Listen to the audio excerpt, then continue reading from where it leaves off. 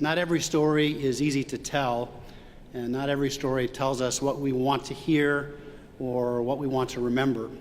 But long after the competitions end and the medals are given out and the crowd stop cheering and go home, we're left with a lot more than just a record of who won and who lost. That's just the start of the history that gets made at an Olympic or Paralympic Games.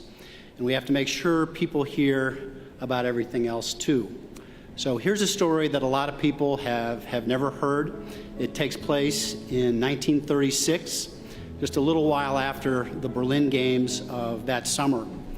That's right, the games that were supposed to belong to Adolf Hitler and ended up belonging to Jesse Owens.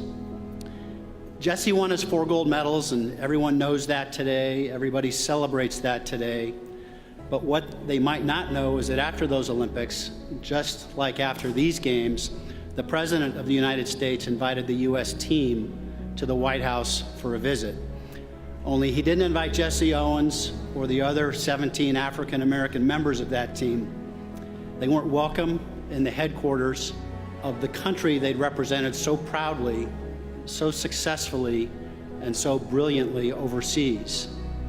They were all heroes, athletes who'd go on to become congressmen, Tuskegee Airmen, and more. But that day, they were told the president did not want to meet with them.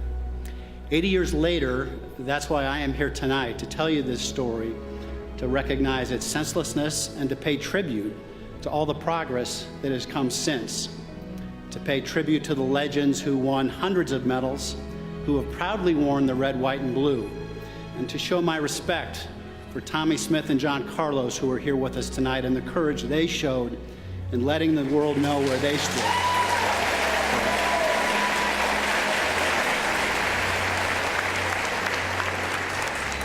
They let the world know where they stood, absolutely fearless of the consequences. And we're here to acknowledge how far we've come when a 20-year-old African-American woman from Houston, Texas, wins a race and is celebrated for what she represents and who she inspires. Simone Manuel is the kind of beautiful story we like to tell and we should tell, but you've got to tell the others too. And it matters that even all these years later, the wrong is set right. It matters that we all remember. So tonight, we remember the 18 African-American members of the 1936 Olympic team and welcome their families.